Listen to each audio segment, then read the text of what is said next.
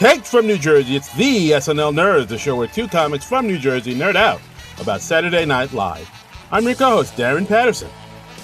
And I'm your co-host, John Trumbull. And I gotta say, right off the bat, I don't like how hard you hit that D, Darren. What? You were like, it's the SNL. It's just, I don't know. But I did seems that. very WNBC. Oh, but I did that for you because this is your birthday episode. I wanted to put in a little pizzazz. And that's where you put in the pizzazz on the word "the," the least exciting word in the name of our wonderfully underlooked podcast. Yeah, underlooked. Yeah, overlooked. Underlooked.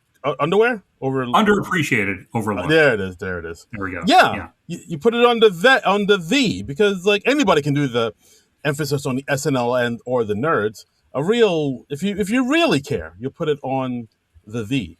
The real ones emphasize the. Okay. Yeah, real ones. Are there like no. off-brand SNL nerds podcasts out there? Not if I have anything to say about it.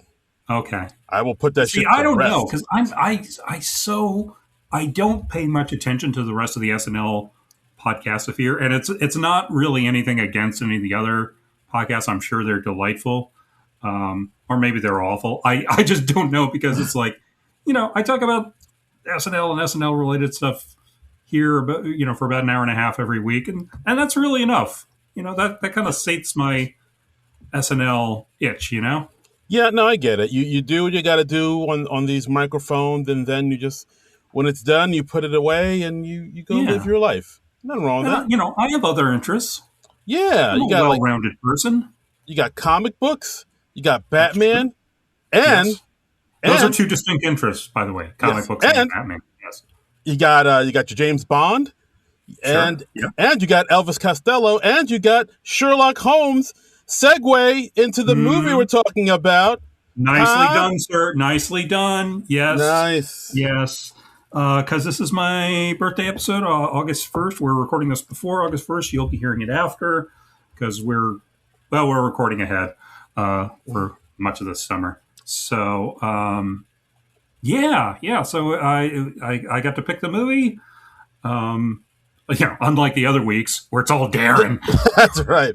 I allow him to have the movie of his choice. He lets me pick the movie once a year. So this year I decided to do Zero Effect, which is sort of an old favorite of mine. Have you seen this movie before? I can't remember if you've watched this one before or not. Zero. If I remember seeing it before. I don't remember if I saw it in the theaters or at home because I remember seeing the trailers for it and I was like, oh, this looks kind of good. And also because at the time, this movie has Ben Stiller in it, and I was a huge Ben Stiller fan at the time. I loved his the Ben Stiller show on MTV and on Fox. So I was like all about. So like once I saw he was in this, I was like, oh, this movie looks great. And I feel like this movie is kind of lost to time though, because like when you bring up this movie to a lot of people, I feel like a lot of people don't remember it or even know about it or anything. I feel like it has fallen down the memory hole a little bit. I don't think it's even out on Blu-ray. I think it's only come out on DVD. And I was looking for it streaming. Couldn't find it anywhere streaming. I had to end up buying it or renting it on the YouTubes. What? Yeah. Okay. Wild, right? Yeah. I mean, but also, I remember when this movie came out. I'll give a little background. So, this movie came out January 30th, 1998. Had a budget of $5 million, only grossed $2 million. And I remember when this movie came out, it didn't do very well. Like, even though it got good reviews, Sissel and Ebert gave it 2 thumbs up, way up. Oh, but, yeah. You love it when they give it way up. When the thumbs are hoisted up even higher. Thumb goes all the way up there. That's right. That sounded wrong. Oh, no. Yeah. Oh, no. But but aside from that, it did. I know it didn't generate a lot of buzz. I don't know a lot of people that saw it or even, knew about it. It kind of. I missed it in theaters. I'm pretty sure I didn't see it until maybe a few years later when it came out on DVD. So. But it's really grown on me over the years. So I really like it, especially because it does have this Sherlock Holmes connection, which we'll get into. But Yeah, it's interesting. It's got Bill Pullman as this eccentric private detective, Daryl Zero, and Ben Stiller as his aide partner, Steve Arlo, who's sort of like the Dr. Watson figure of this movie. Yeah, I mean, So, it's not a huge cast. It's like no. 5 or 6 people in this thing who have speaking lines, Yeah, basically who have major parts. That's major true. parts. That's Yeah. true. Yeah. But yeah, this film was written and directed by Jake Kasdan. Hmm. This was the first movie His he's ever debut. debut film. Of course, he would go on to do a couple of movies we've talked about in this podcast: Orange Hmm. County, and of Yes. course the cinematic achievement, the zenith that is Yeah. Walk Hard, the Dewey Cox story. Walk Hard. Oh, Love that movie. So underrated. So underappreciated. super underrated. We Uh, waxed rhapsodic about it on this podcast a few years ago, and whenever it's come up since. yes, Um, I'm pretty sure we've made a Walk Hard reference at least in like every other episode we've done. I mean, at least probably not 6 months have gone by on this Yeah. podcast that we've not brought up Walk Hard at some Yes. point and just thoroughly recommended it to everyone who's in the sound of our voice. So Exactly. yeah. I tell everyone who will listen that you got to love your Negro man. That's a bit I cannot quote from that movie. It's a funny scene. That is a very funny scene. I've got a boy. It's been too long since I watched. I don't think I've watched Walk Hard since we did it for the podcast a few years ago. So I'm certainly Oh, due for a rewatch. yeah. So, but Get out of here, John. You don't want no part of this shit. I kind of think I want to do. Anyway, so but yeah, I mean, and Jake Kasdan, he's done other stuff since. He's done Bad Teacher. He's did Sex Tape. He's done a ton of Jumanji movies. That seems to be half of his career now. But yeah, it all started with Zero Effect in 1998 with Bill Pullman and Ben Stiller and doing a Sherlock Holmes pastiche. It's just offbeat thing for your first feature. Yeah, like because when I first saw, I remember seeing the trailers for this. Hmm. I was kind of confused. I was like, oh, is this like based off of anything? Is this based off of a book or a Yeah. graphic novel? Because like, yeah, who is this Daryl Zero character? Is this an original thing? And I mean, Mhm. it turns out it is sort of based on a book in a roundabout way. Yeah, kind of. They didn't really publicize the connection. I that may have been part of what made me seek it out. Was I think I read that it had a Sherlock Holmes. I can't remember honestly if I realized the Sherlock Holmes connection myself, or if I heard about it and then saw it, or if I saw it and then read about. I don't know. It's all just in a jumble in my head. So, Yeah. but this movie, it's I would say partially inspired by one of the classic Sherlock Holmes stories, A Scandal in Bohemia, Mm. which, if you're a Sherlock Holmes fan, that's the story that introduced the character of Irene Adler, who is a woman who actually outwits Sherlock Holmes. Ooh, the woman. And yeah, yeah, he calls her the woman um, as like an honorific. And yeah, and you might remember in the recent Benedict Cumberbatch Sherlock series, that's one of the stories that they adapted and modernized um, into A Scandal in Belgravia, and they had Irene Adler in that. So it's very interesting, especially if you've seen the Sherlock episode. You see like sort of another take on modernizing that story to the then present day of 1998. Well, the present day. Yeah, and Yeah. but yeah, like I mean, after watching this movie again, I was like, oh, this. Mhm. I really wish this movie more people knew about this movie. It's a solid film. It's like a It solid is, yeah. It's a solid mystery. I mean, Mhm.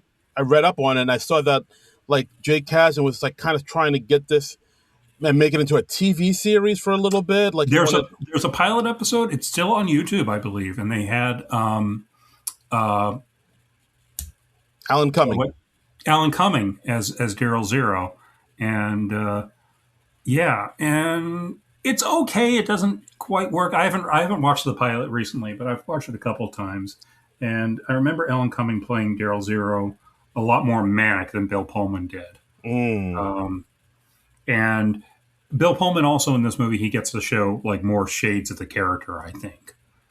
So Yeah, yeah. I did enjoy Bill Pullman's like portrayal of this character because like mhm. I mean it could like you could have fallen easily into the trap of oh this guy is like a wacky weirdo recluse and he's Yeah, like you said like manic and everything but like he plays it he doesn't play it as big as that it's a little bit more subtle yeah. with his mannerisms and everything. And I do It, like and everything. Yeah, I thought that was great. it's a tricky thing because he has to be somebody that the characters, specifically like Steve Arlo, Ben Stiller's character, Ben Stiller has to find him annoying, but it's nice when it doesn't cross over into the audience finding him annoying because, like, if you're finding your main character actively repellent, that's bad.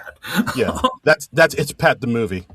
Yeah, exactly. And the movie starts out in an interesting way. We've got Steve Arlo, and he's meeting with a potential client played by Ryan O'Neal. He's playing a fellow named Gregory Stark. No, no relation to Tony. No relation to Tony, but he's also like a very well off guy. Oh, so maybe there And is a relation to Tony. maybe he does have Ooh, lots of money to toss around. He ooh, offers up quite a substantial bribe at one point. oh! Um, Watch out! so maybe, Watch out! Watch out for the Winter Soldier. yeah.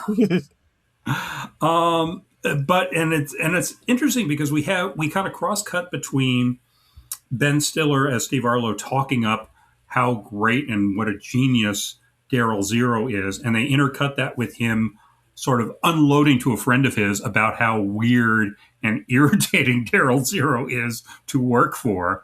So it's a neat contrast, and it really sets up the character in a neat way. And Yeah, there's a neat thing. This was a trick that they used a lot in the Sherlock Holmes stories by Arthur Conan Doyle. Was they would have like these tantalizing references to these cases you never saw, and you'd just be like, "Oh, the giant rat of Sumatra. What's that all about? What's this?" And there's a Arlo tells this story early on to just kind of establish Daryl's bona fides. Um, and he says, like, let me tell you about the case of the man with the mismatched shoelaces.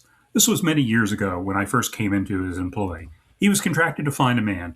I'm afraid I can't give much in the way of detail, but believe me when I say that if this man had not been located, our country's good diplomacy with a certain economic superpower might have a distinctly different face today.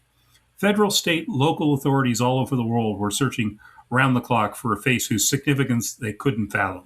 He vanished without a trace. On the eighth morning of the search, I was contacted by a non-political third party with an unrelated private agenda. Prior to this day, my employer had never heard of this missing man, knew nothing about it. After just 1 hour of desk work, just an hour after accepting the case, he picked up the telephone and placed a call. Guess who answered the phone? The missing man. The man with the mismatched shoelaces, without ever leaving the house. So, that right there tells you like what an amazing detective Daryl Zero is. right. And then it's like you said. Then it cuts immediately to Arlo at a bar unloading Yeah, on yeah, unloading to a friend about what a freak and a weirdo Zero mm, is. It's like he has no social skills.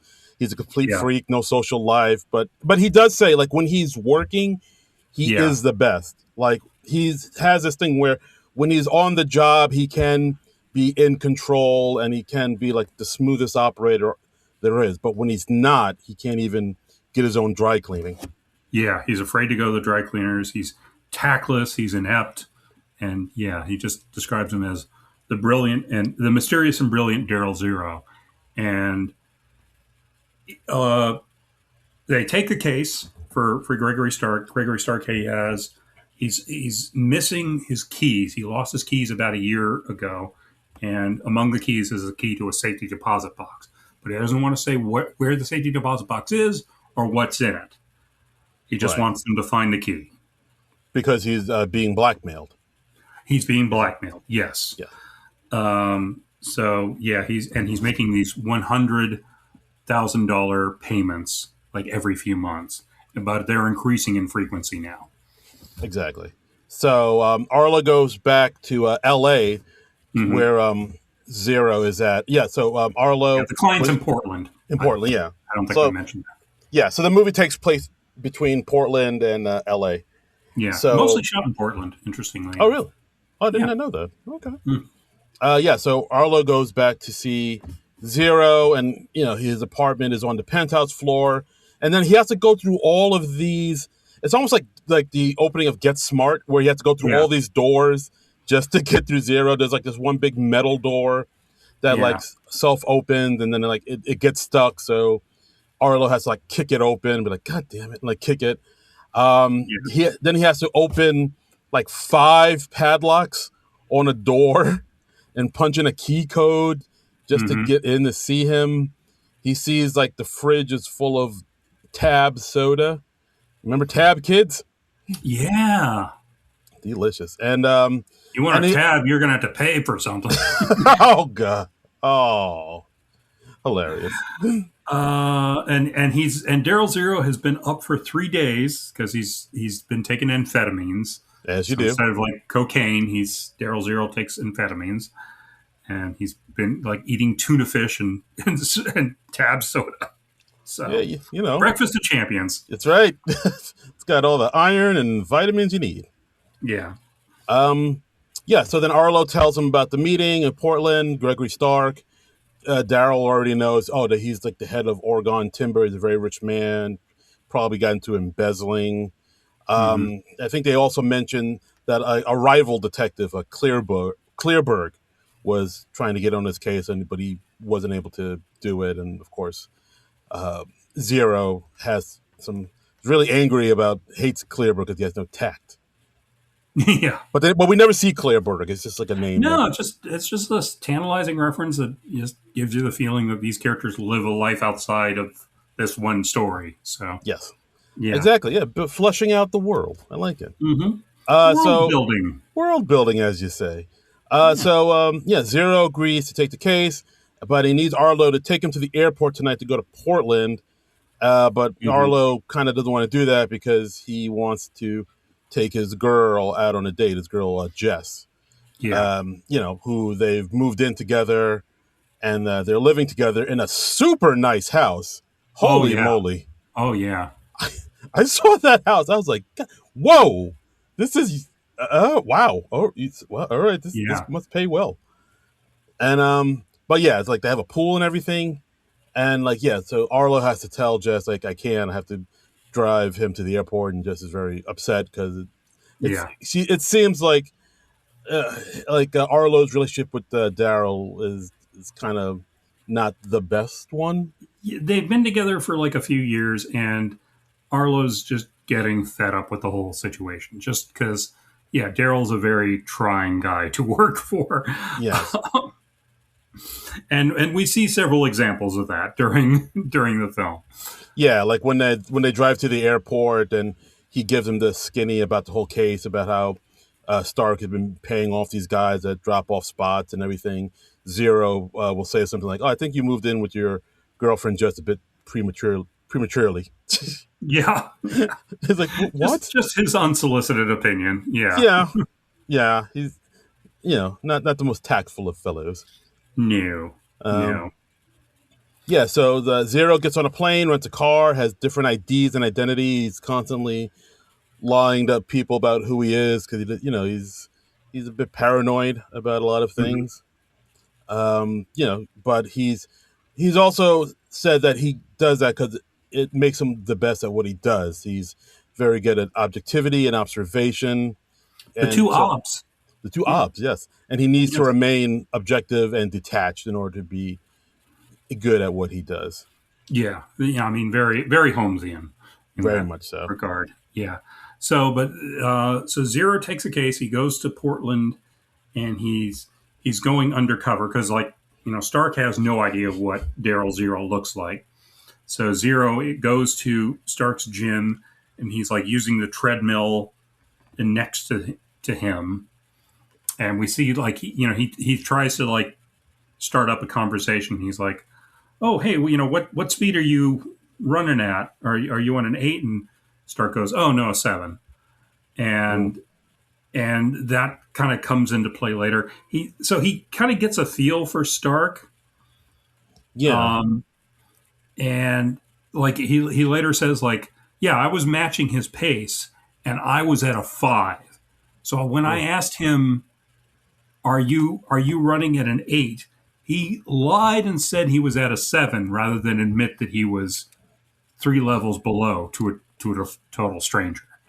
Right. And he also finds out that he has like this regular massage from a redheaded masseuse. Hey Stark now. seems to have a thing for redheads for some reason. Oh. Um, Oh, and that gets answered later on in the film yeah, as well. yeah. It all comes together. And Daryl also, like, while he's doing this reconnaissance, he also meets a woman at the gym, and we see his observational skills in action again, where he like deduces that she's a paramedic, Right. and her name Yeah. is Gloria Sullivan, and she will be very important later on. Yeah, because she even said like, "Oh, you're right. How did you guess that?" And then like, Yeah, instead of answering, he gets kind of flustered and right. loses his cool a little bit. Hmm. So that already establishes like, oh, this woman is throwing our hero off his game. Yeah, and he also like another thing is like he introduces himself to Stark as Nick Carmine, but Yes. like later when they're in the changing room together,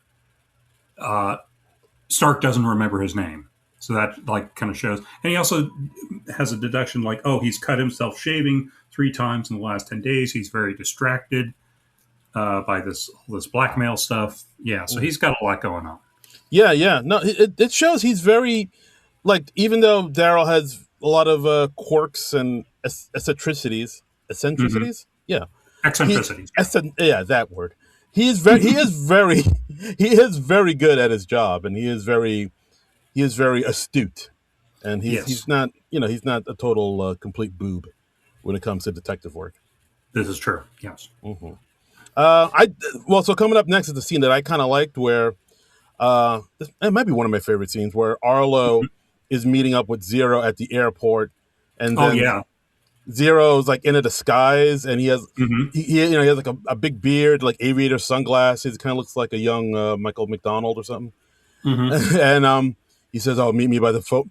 Meet me by the phone booth at the end of the hallway." And then like so he talks to him through a payphone, Right. even though like he could have talked to him face to face. They are like 2 payphones apart. Exactly.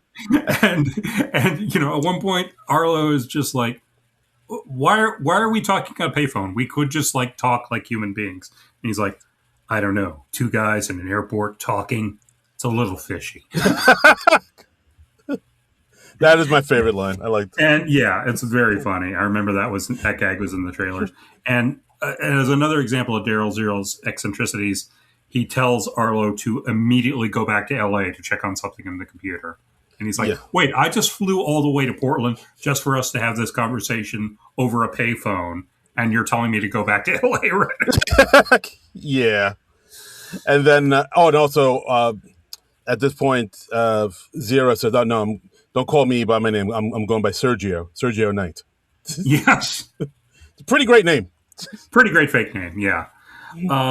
So Stark is doing another. He has to do another blackmail drop off, and he has to go through this like long convoluted route through the city. Like drive to here. When your mileage says this, pull over and get on the bus, and take the bus to this stop, and then go to this museum, and then go into the first men's room you see. Go to the last stall, drop off the money there, and it's this very complex thing to prevent him being followed.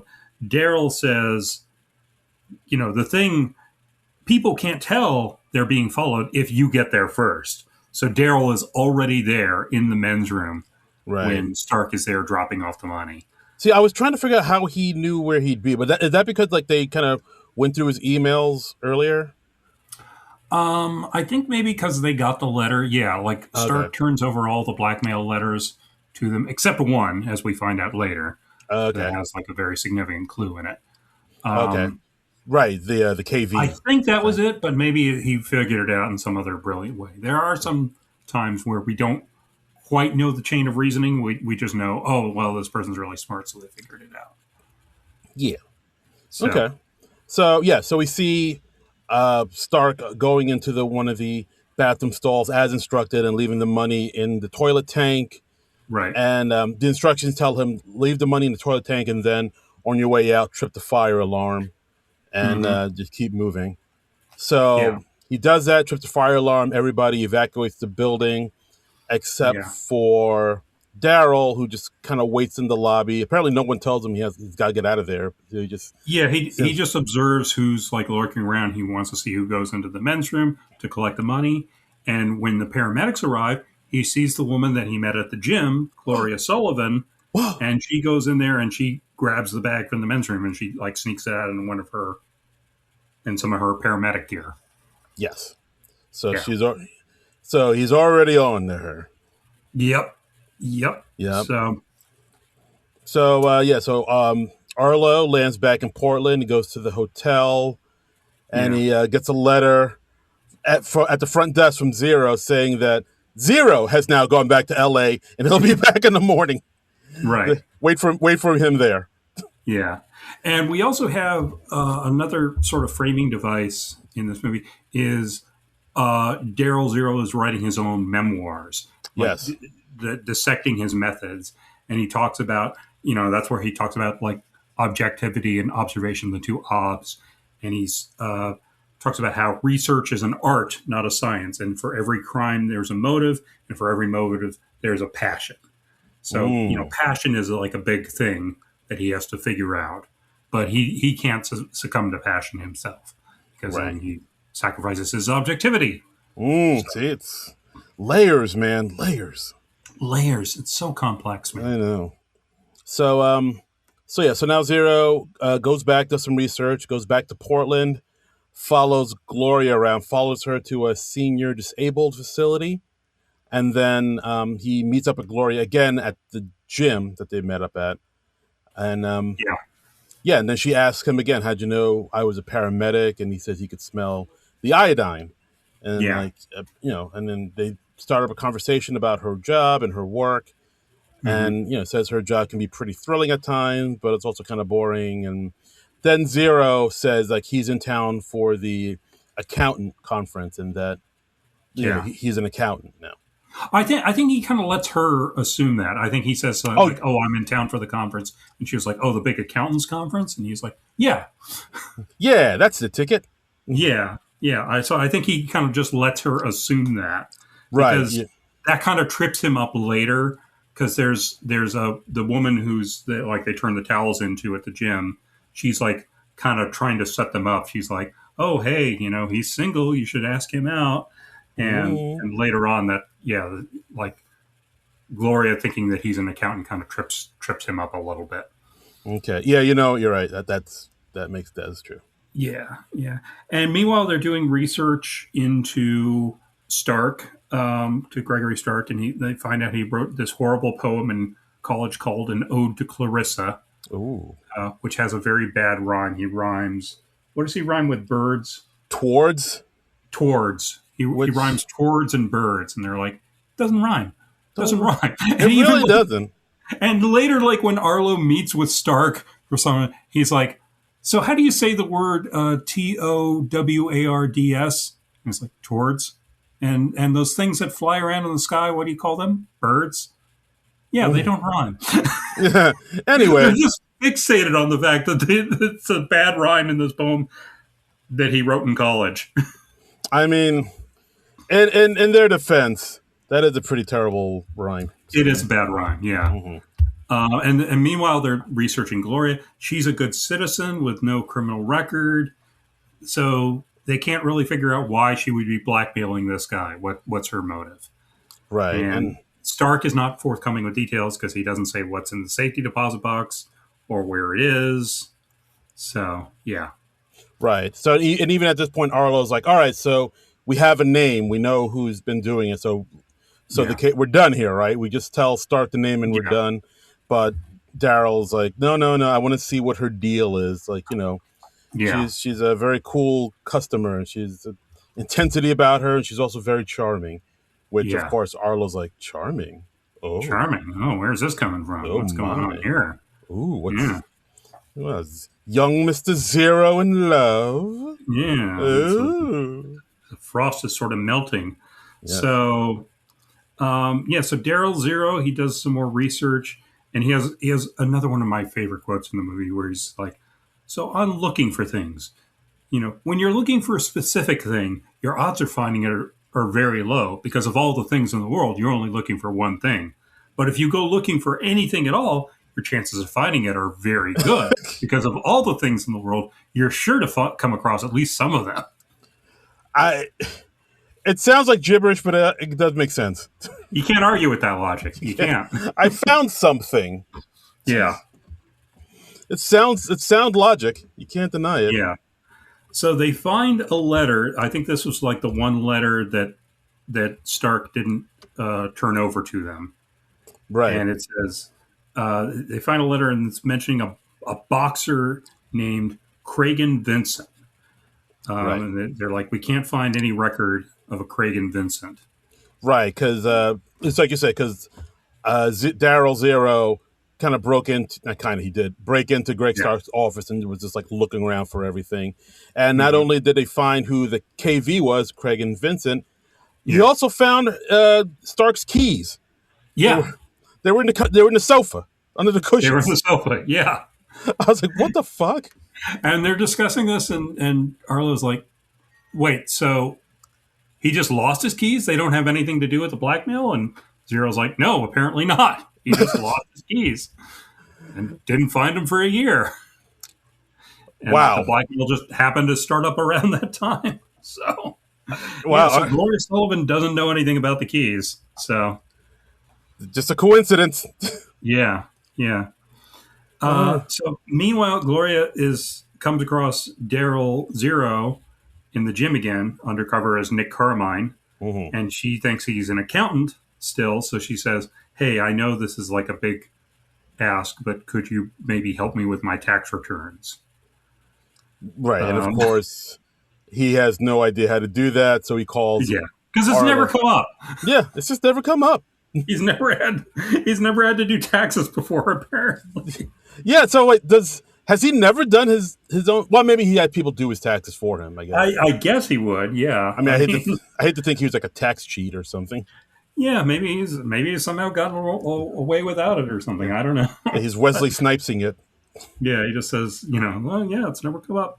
Yep. And so there's a funny scene where, yeah, Ben Stiller's at the pool with his girlfriend, who seems to just like spend like her life by the pool. I think in like 2 out of the 3 scenes we see her in, she's at the pool. Yeah. They're just like by the pool making out, and then Daryl Zero calls him up and he's like, "How do you do taxes?" Some people have Siri. Daryl has Arlo. That's right. So Daryl goes over to Gloria's apartment to help her out with her taxes, and she asks him about the corrodium-3 deduction, Mm. and he kind of makes something up that sounds sort of convincing. He's like, "Oh yeah, that's the most misunderstood deduction in the book," and he just like makes up something that sounds kind of convincing, and she seems to buy it. Yeah, he was really just flying by the seat of his pants on that one. So he's just so much bullshit flowing. So much. Yeah, but I think that maybe is hinting that like that's her first, maybe one of her first clues that he's really not what he says he is. Right. I feel like she's asking him that to try and draw him out. Like maybe a real accountant would have been like, "What are you talking about? There is no corrodium-3 deduction." So I don't know. Right. I googled like corrodium-3 deduction zero effect, and I couldn't really find much of anything. So I don't know if that's a real thing or not. I'm Oh, inclined to think not. But okay. Yeah, I think they made it up. I don't know.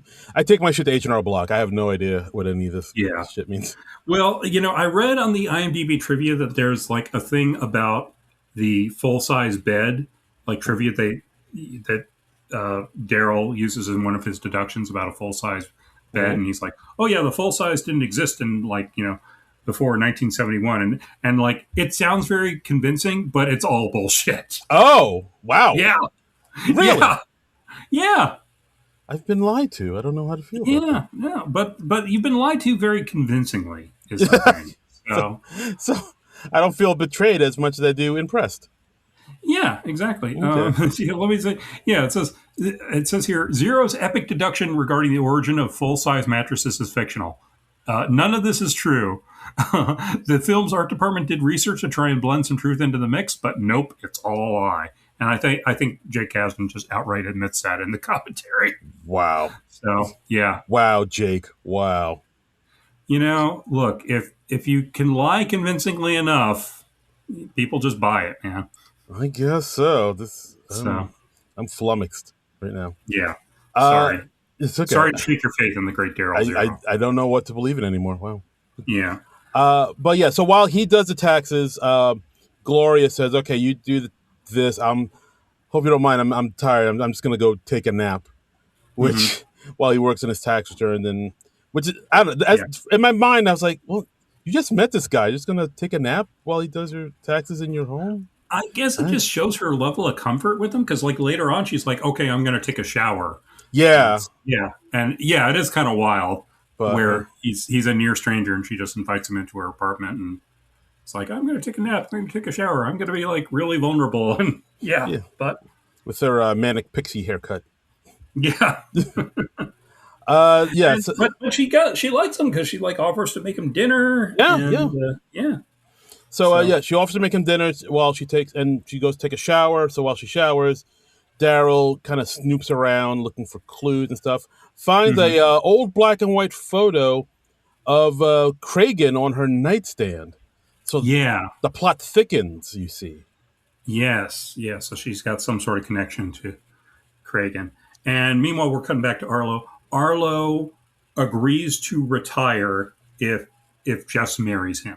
So he like proposes to her, and she's like, "I will marry you if you finish with this whole Daryl Zero nonsense." And Yeah, because like yeah, Jess really wants him to retire, and even he kind of wants to leave too. Because mhm. I mean, at first he's a little resistant because he's like, "Oh, he kind of needs me," and then Jess is like, "Well, saying, well, who needs who?" And then, but then the push I think he needed to be like, "Yeah, I kind of need to get away from him, so I will Yeah, leave him if you will marry me." yeah. And yeah, And meanwhile, Gloria and Daryl's evening kind of continues, and she actually she's like, "Oh, I know what you need," and then we cut to them just like out in the woods. It's the dead of night now, and they're just like shooting. They're just shooting cans off a log, off a fence or something. as you And do, just yeah, and he's like, "This is what you do whenever you're like tense and you need to unwind." She's like, "Yep, just shoot guns in the woods at night. that's right, that's right." Ooh-wee! and she's a pretty good shot. And they're driving back, and she's like, "Hey, look, it's really late. We're going to drive all the way back to my place. You'd have to drive all the way back to your hotel after that, or I'd have to drive you back to your hotel because." And she's like, "Why don't you just stay on my couch Oh, for the night?" So hey now, he just like spends the night. So again, very trusting. very trusting. Yeah, Hey, she's person, I been looking just for like maybe a day. yeah, but things are moving pretty quickly here. Ooh, Hmm. okay. But yeah. So, where was okay? So yeah, Daryl is sort of like reporting on this to Arlo the next day, and he's like, "Yeah, it's really interesting. I couldn't tell what she was thinking. He can't really get a read on this woman." And Arlo, I think, has done some more research on Kragen, Reagan. and he finds out that he was serving a sentence for the murder of a Clarissa Devereaux. Clarissa, like in the poem In songs. the poem that Gregory Stark wrote. So Oh, yeah, he's like, "Oh yeah, you'll never guess what her name was, Clarissa."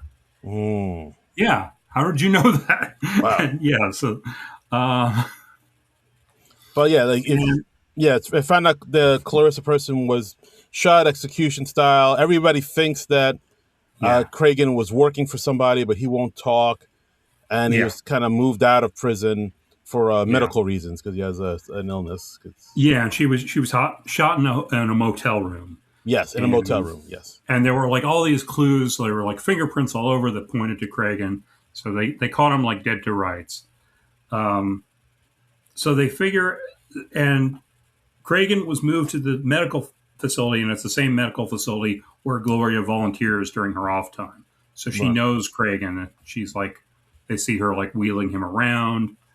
So, okay, so she has some evidence that ties Stark to the murder of Clarissa Devereaux.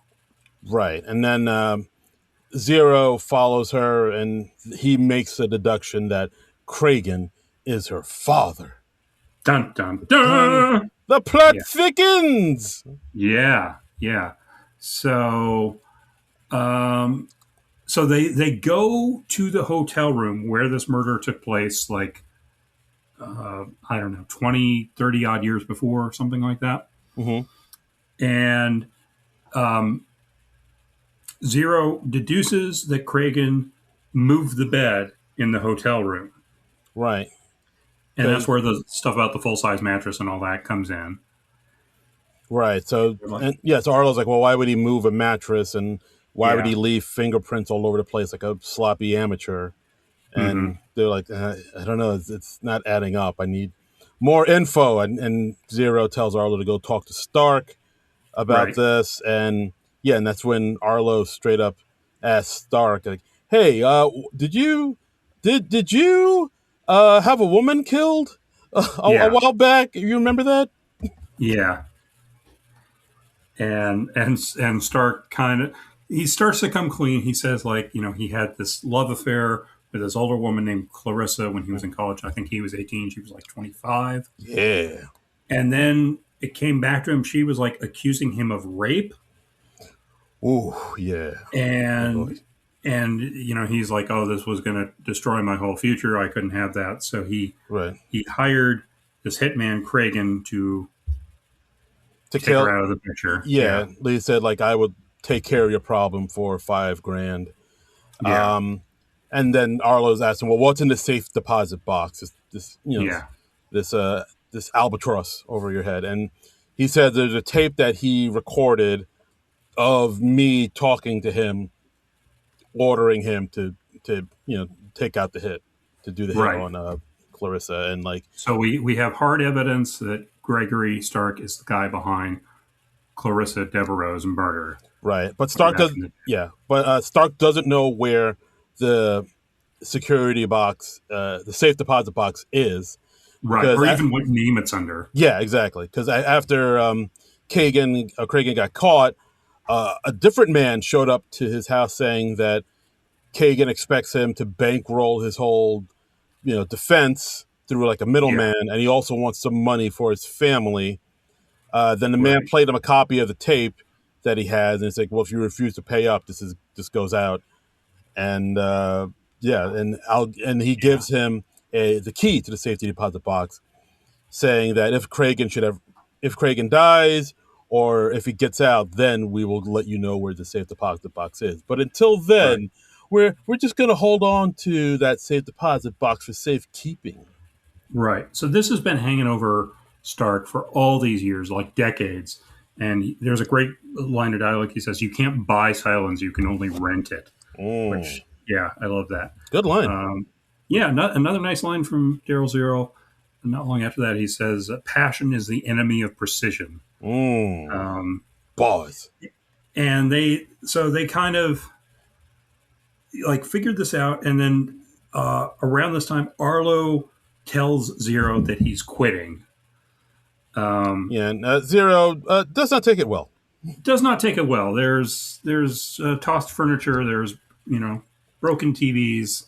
Broken There's glass. yelling. There's screaming. There's Yes, broken glass everywhere. People yeah. pissing on the steps that just don't And care. he's like, how can you do this? You're supposed to be with me against the bad guys. And Arlo's like, no, you don't understand, do you? I mean, there aren't any good guys. There's no evil guys and innocent guys. It's just a bunch of guys. Yeah, So he's like, the guy that we're working for murdered this woman. He hired someone to murder this woman. This is not a good guy that we're working for. Yes, he's being blackmailed, and that's bad, but this guy is no better, and it's probably substantially worse. yeah. It's a fair point. Yeah, yeah. And that's when I think Arlo is going out, and he's going to get together with his, I think, one of his law school buddies, uh, Bill. Yes. Bill. Yeah, and that's where we get the flashbacks from earlier, where he's like sort of complaining about Zero to his friend Bill. When Arlo's like really worked up, and we find out at this point in the film that this is right after he's told Daryl Zero he's going to quit. So Right. when the case is done, Absolutely. so Yeah. So at this point, Arlo leaves Zero to alone in the hotel room, and he goes to his car Stu, just yeah, to stew, and he goes yeah, to his car. Who should be at his car? Stark is there, yeah. and Gregory Stark, who says, "Hey, if I walked into that hotel room right now, would I see Daryl Zero for myself?" And Arlo's like, "No, no, he's not in there. You wouldn't. What are you doing here? Why'd you follow me?" right, And and Stark is like, I'm going to offer you a bribe of $1 million to give me the name of the suspect." right. It seems like this whole thing is starting to wear on him, or it's already worn on him, and he's just like Yeah, he wants to be over and done with. He's tired of cooperating, so he says. Then he goes up to 2 million. Then he goes up to 5 million. He said, yeah, I'll give you 5 million if you just handle this yeah. situation for And me." he's like, you're going to give me $5 million so you can have this woman killed. And he said, no, for $5 million, you are killing this woman, this person yourself. So I and I mean, I don't know. and Yeah. yeah, and Arlo, even as fed up with Daryl Zero as he is right now, he's like, no, I'm not taking that money. I'm not killing this person for you. Um, Yeah, and then Meanwhile, I think Stark yeah, go ahead. no, I was going to say I think Stark actually goes like, "Well, maybe I'll just go into this room and see Zero myself." And then that's when Arlo's like, "If you go in there, I will shoot you. I will Yeah, shoot you with my gun." yeah. I don't think Arlo even has a gun, but I don't think so either. I think that was the which is something else I kind of noticed in the movie, like when Arlo is talking to Stark, he's like a lot more stern and a lot more yeah, kind of not dangerous, but he's a lot more kind of uh yeah, I guess maybe dangerous looking. Like hmm, he carries himself more rigid, but like when he's with Zero, we see the real him. Like he kind of lets that true. facade drop, and Yeah, he has a facade much like Arlo or much like Daryl Zero has his facade. yeah. That's a good observation. Yeah, they are both like he's putting on a different face to the world. Um, and we see that from the opening scene where he's like talking to the potential client, and he's like, "Oh, this is how cool and this is how brilliant Daryl Zero is," and then we intercut that with him unloading to his friend Bill. He's like, "This is what a nutball this guy I'm working for is. Let me tell you about this crazy shit." Or when we see him alone with his fiancee Jess, and it's a really nice performance by Ben Stiller because he plays frustrated and flummoxed really well, but it's a more serious performance. It doesn't really tip over into like a comedy performance. It's more of a straight laced performance. No, So absolutely. No, he's really good with roles like that. yeah, yeah. So let's see. Meanwhile, Daryl is going out to dinner with Gloria again. They go out to a diner together, and we kind of learn more about them. We learn like she's into skydiving, Mm. and Daryl doesn't quite really get that at all. He's like, I don't see that. I think because it's just such a loss of control that he can't really relate to the idea of it. Right. No, Um, absolutely. And the fact that she could do something like that is so dangerous.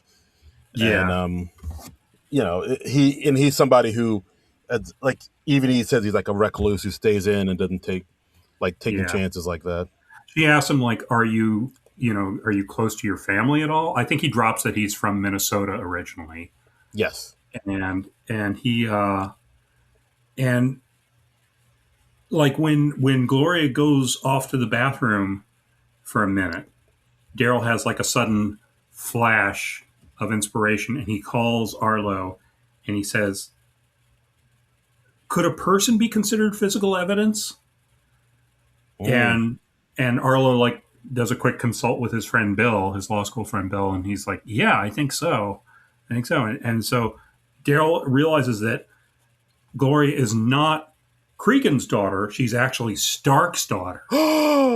So yeah, Dun dun yeah. dun. And Clarissa, the murdered woman, she was also a redhead. I think we forgot to mention that. Right. And Yeah. like Gloria as well, much like Stark's masseuse. So, again, red hair, very big with him. Right. I think it's because like when they were having dinner at the diner, the waitress had red Yeah. hair, and Yes. Yeah. Gloria said like, "Oh, my mom, my natural birth mom, she had red hair like that."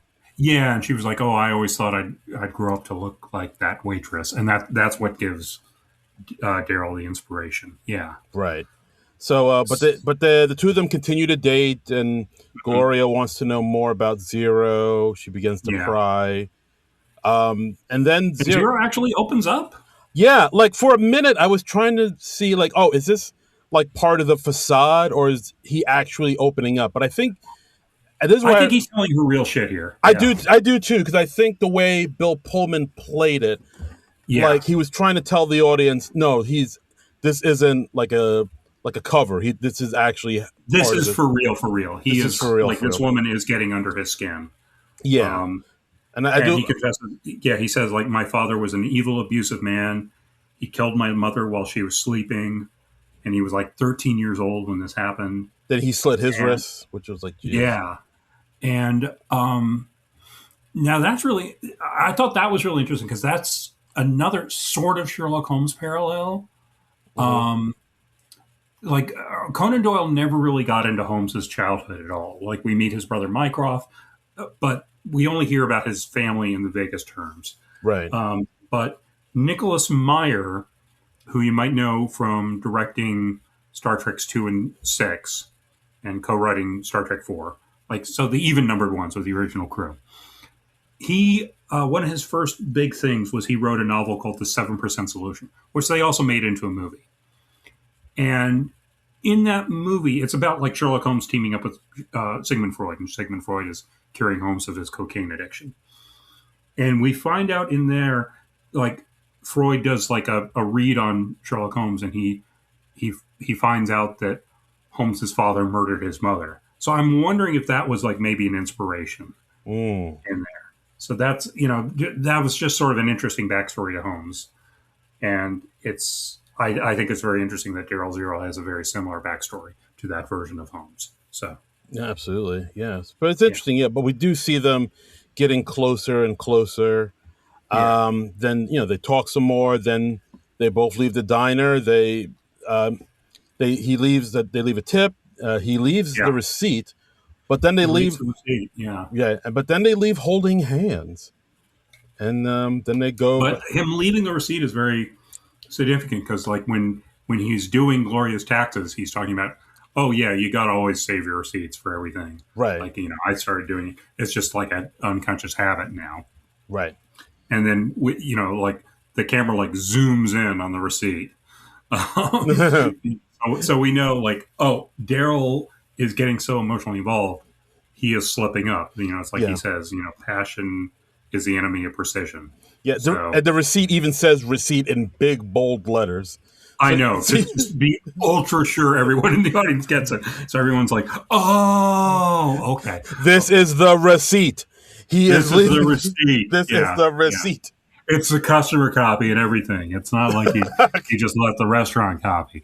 It's a customer copy that he was supposed to take with him. They Yeah. even talk business, so So it's it's just a disaster for his deductions. Oh my God, he might have to deal with the H&R Block is gonna have a field day with this.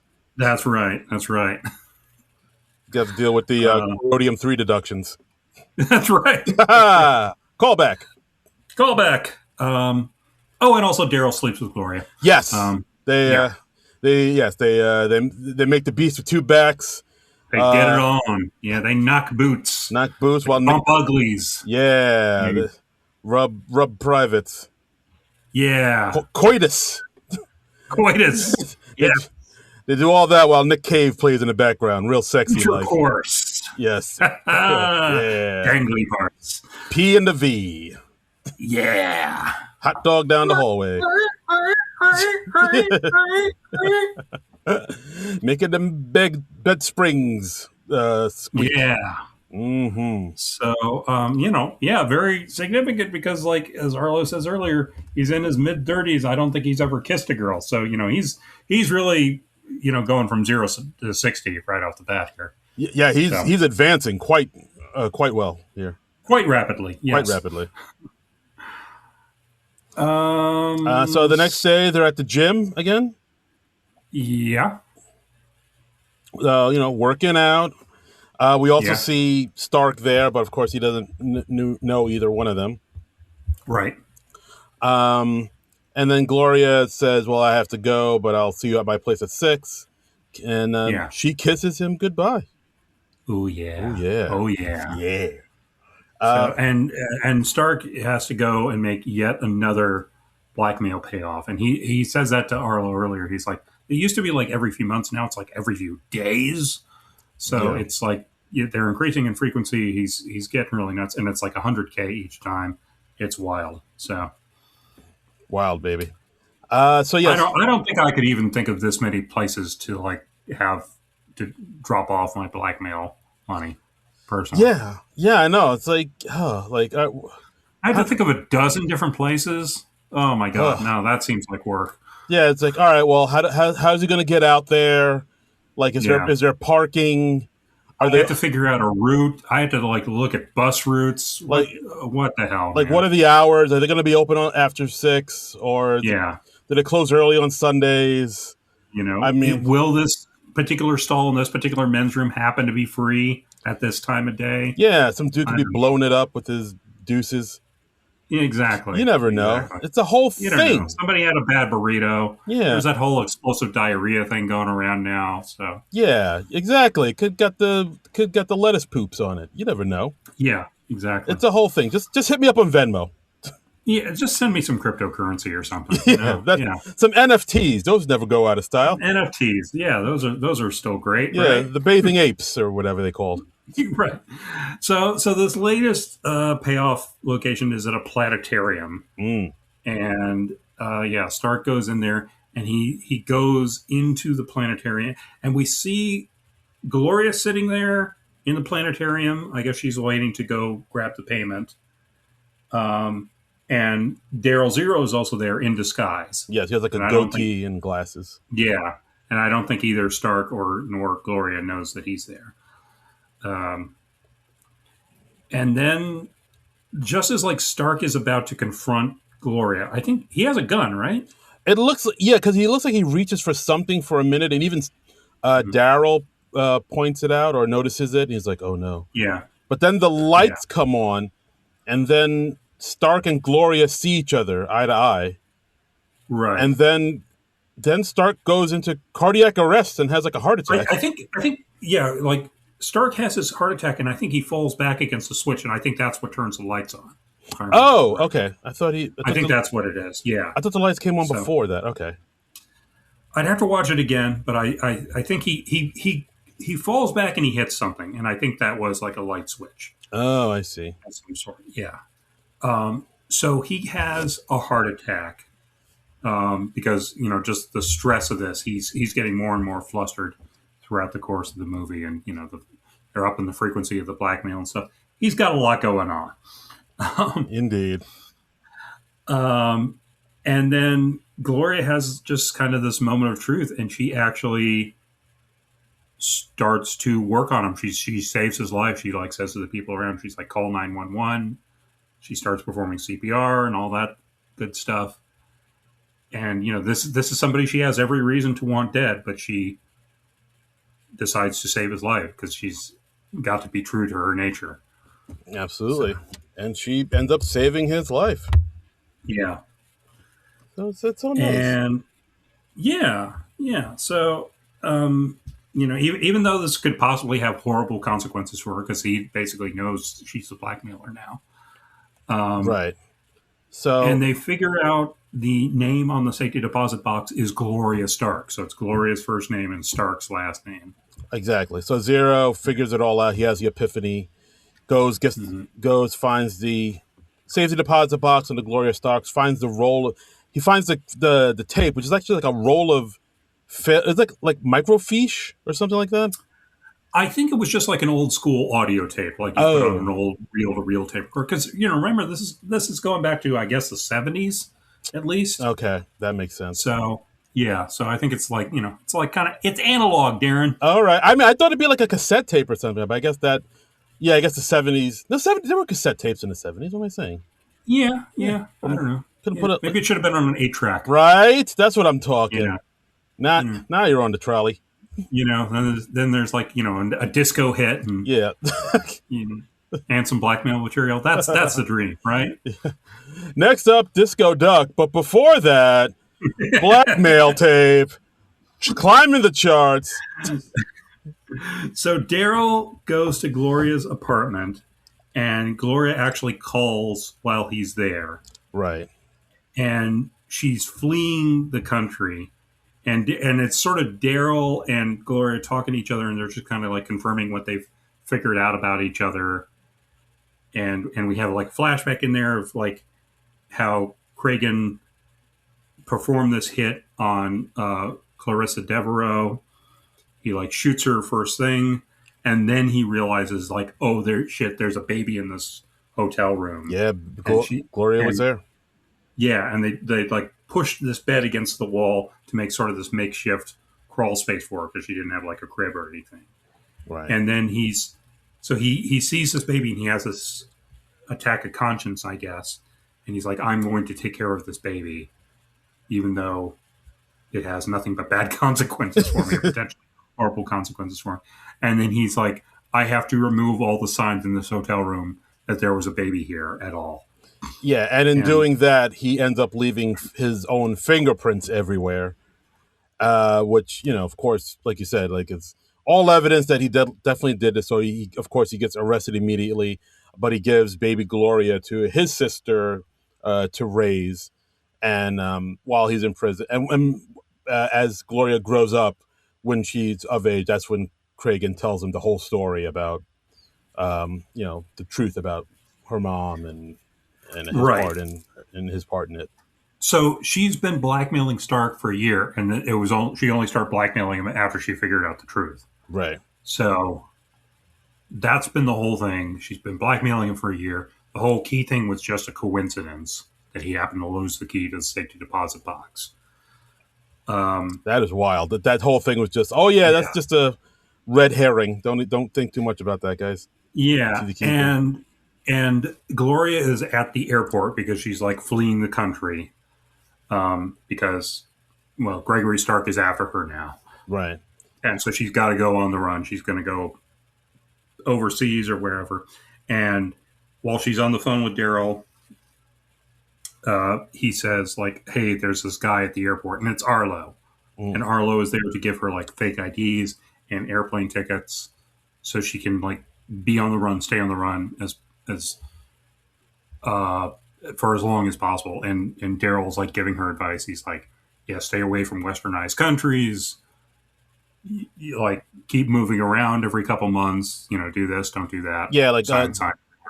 Yeah, like don't carry too much cash. Never use your real name. Give incorrect information. Basically, everything he does whenever he travels anywhere. Yes. Yeah.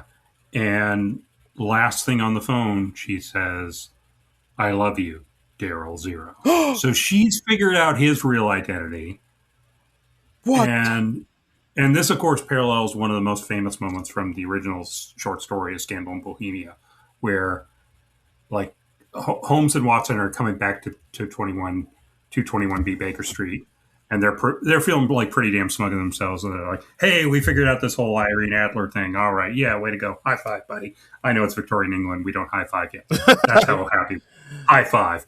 And then like this guy passes by them on the street and says like, "Good night, Mr. Sherlock Holmes." And we find out later that was actually Irene Adler in disguise. She like disguised herself as a dude and followed them back to Baker Street. And she just sort of says, "Good night, Mr. Holmes." Oh. That's sort of a tip of the hat, fuck you. Oh dear. thing. And so Holmes at the end of that story, he figures out, oh, I'm not as clever as I thought I was. This woman was actually cleverer than me. Cleverer. And, yeah, so it's a very similar thing to the end of this, where she says, "I love you, Daryl Zero," and so we know she's figured it out. We don't know exactly when or how she figured it out because this is being told from Zero and Arlo's point of view, but yeah, we see kind of hints. It does. But it's a really good scene though, like the way she it is kind of figured it all out. So yeah. So then that's the case. Zero has named this case the case of the man who got so stressed out over his lost keys that he eventually had a heart attack, and it turned out they were in the sofa all along. Yes. So Stark gets the tape, the incriminating tape, and his keys back, and Daryl Zero returns the first part of his fee.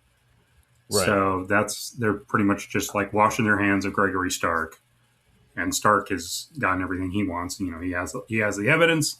He's responsible for the murder, but they don't give him any information that he could possibly find Gloria. Yeah. Very very true. Yeah, So and yeah, and then Zero and Arlo kind of part ways. mhm, Zero says, "Well, this job will still be here waiting for you once you realize you can't live without me." We see mhm, Arlo just got married, and yeah, and Daryl. Daryl attends in disguise. Yes, he's wearing like some white like sailor outfit or general or outfit or something. Yeah, I think he's looking like he's supposed to be like working the wedding in some capacity. I think. Yeah. Yeah, yeah, So very nice.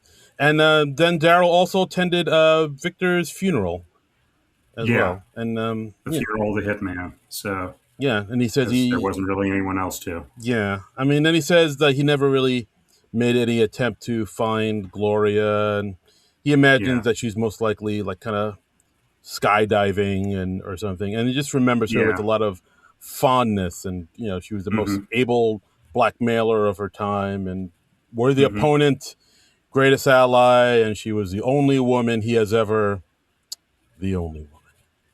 Yeah. The only time I ever took leave of my objectivity, Mm. the only woman. And yet again, parallel with Skin to Bohemia, because Sherlock Holmes calls Irene Adler the woman. And yeah, and as far as and there's no other story in the Sherlock Holmes canon of 60 stories where Irene Adler comes back or anything. Other authors have brought her back in various ways. Like there's been a whole series of novels about her by oh gosh, what's her name? Carol Nelson Douglas. Oh, okay. Yeah, she's written like a half dozen or more Irene Adler novels. So yeah, she's. I mean, it's one of the characters that's really captured the imagination of Sherlock Holmes fandom. So this is a really nice updating of the Yeah, story.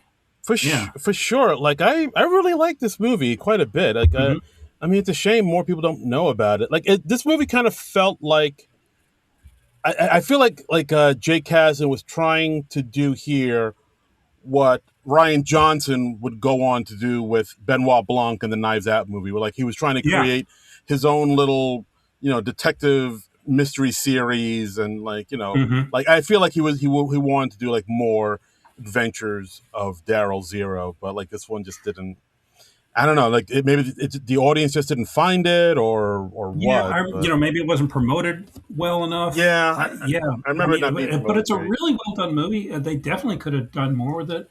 The TV series didn't quite go, but he obviously has an interest in the character and his continuing adventures. And I think it's something you could still pick up today. It's like, almost 30 years later, but I think you could still do it, man. I think so. Yeah, There's no reason you couldn't have Daryl Zero and Steve Arlo together for like one more adventure. yeah. So, I mean, I feel like there's like a enough of a cult following for this film out there somewhere that people would still want to yeah. be a part of it. Maybe if you kept it low budget or if you did it for like a streaming service or something, it would be fun. I Yeah. think so. It's a good, but yeah, listeners, check out Zero Effect if you've never heard of it, or this is your first time ever hearing about it. We highly recommend you check it out. It's like Even though we've just spoiled the entire movie yes, for you. even though we did do that, but hey man, still watch it. It's great. Yeah, it is great. I mean, we given sort of like a rough sketch of the major plot points, but this is a movie that has a lot of pleasures to it. So yeah, I highly recommend it. Okay. It's Yeah. yeah. Thanks for recommending this film, John, for your birthday, good sir.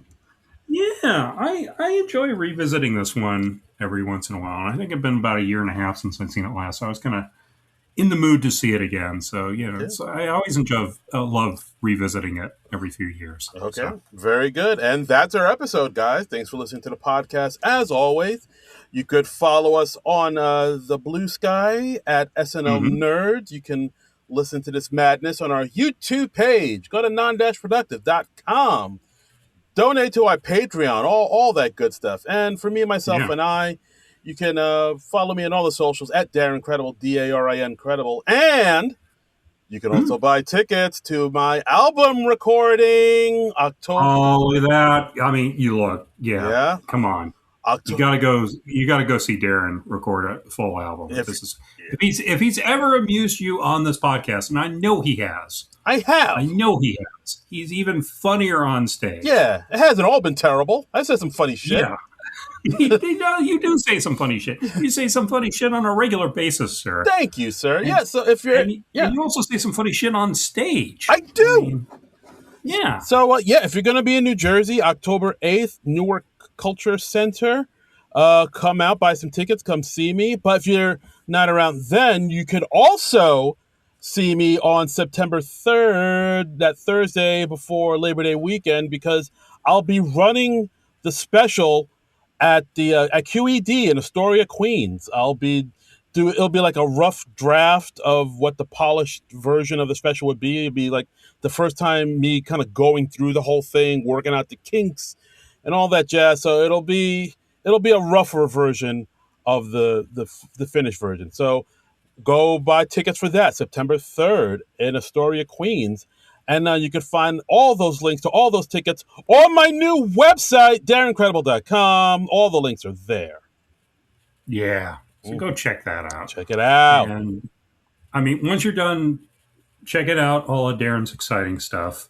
And checking out his shows, checking out his final recording, checking out his rough show, checking out both of them so you can compare and contrast. Yes. Like, I like how you changed the order of this bit to this bit. Yeah. I mean, if you're a comedy geek, this is the sort of stuff you live for. Absolutely. Take all the notes you need, people. I love feedback. And then once you're done with all that and you just want to decompress a little bit, you can follow me on the socials at Trumbull Comic, TRUMBULL, and the word comic. I don't have anything that exciting going on, but I mean, you can just follow me and be like, "Hey, wasn't Darren cool when he did this thing?" And I'll be like, "Yes, he was." Yes. So, follow Trumbull and talk about me the whole time. Yes, that would actually make me pretty happy. I'm not proud. Yeah. That would make me happy, and then I would gradually become more and more irritated with it. So, isn't Darren the coolest? He's swell. Yes, he is. Yes, he's swell. He's the best. He's great. He's the bee's knees. I like him too. He's yes, so funny and handsome. Smells great. Oh, we've created a monster. He's drunk with power, and he hasn't even recorded his specials yet, people. That's right. Yes. But anyway, we're going to be back next week. We're going to be talking about something else, something exciting. Should we go into what we're talking about next week? Sure. What did we decide on? What did we decide on? We spent I think a half hour talking about what we're going to do. We're going to tie in with a movie that, by the time you hear this, will be in theaters. It's about to open as we're recording this. Oh yeah, okay. All right, yes, let's talk about it. The new Spider-Man movie. I believe that his name is Spider-Man. I think it's Spiderman. Spider-Man. Yeah. Mr. Spider-Man Brand New Day, and we were like, hey, Robert Downey Jr. was on SNL for a season. Ooh. Robert Downey Jr. is also in the MCU. He was also in Spider-Man Homecoming. So we are going to do Spider-Man Homecoming. Yes. Fuck you. It is an SNL movie. That's the biggest of reaches we're doing, folks. But whatever. It's our podcast, not yours. We'll do what we want. RDJ was an SNL cast member. You cannot take that away from him. That's true. He's not the most lauded SNL cast member, but damn it, he was a cast member on SNL for one entire season. And he's in the MCU, so we can do an MCU movie if we want to, and we feel like doing an MCU movie. Let's do it. Yeah. And plus, we really just want to see Spider-Man Homecoming again, because that movie was... Who doesn't? Come on. Movie was boss. Yeah. It's a delight. It's a fantastic film. Yeah. Yeah, fun for... You got Tom Holland, you got Zendaya, you got Jason Batalon, you got Michael Keaton. Michael Keatoning it up all over the place. Yeah, Michael Keaton does some fantastic work in this movie. Michael Keaton like just kicks all the ass and just all of it. Yeah, all of it. There's no ass left to be kicked. No, nary an ass around. They are assless. Ass? Yeah, that's why one of the Spider-Men had to wear a fake ass Yeah. in Spider-Man No Way Home years later. They are assless chaps. That's right. And also our DJing up a storm, and Marissa Tomei as Hot Aunt May. So hubba hubba. Am I forgetting anybody? Probably. Yeah. No, I think that's it. Yeah, that's it. Those are all the cast members. So anyway, we're gonna have fun. We're gonna revisit Spider-Man: Homecoming to kind of get ready, get pumped for the new Spider-Man movie. Pump up the jam. We probably will have seen by the time we record next week. I don't know. Oh, I am for sure. You are for sure. It's happening. I'm not sure when I'm going yet, but we'll find out. So, Anyway, so that's next week. Spider-Man: Homecoming. Join us, won't you? But until then, nerds out.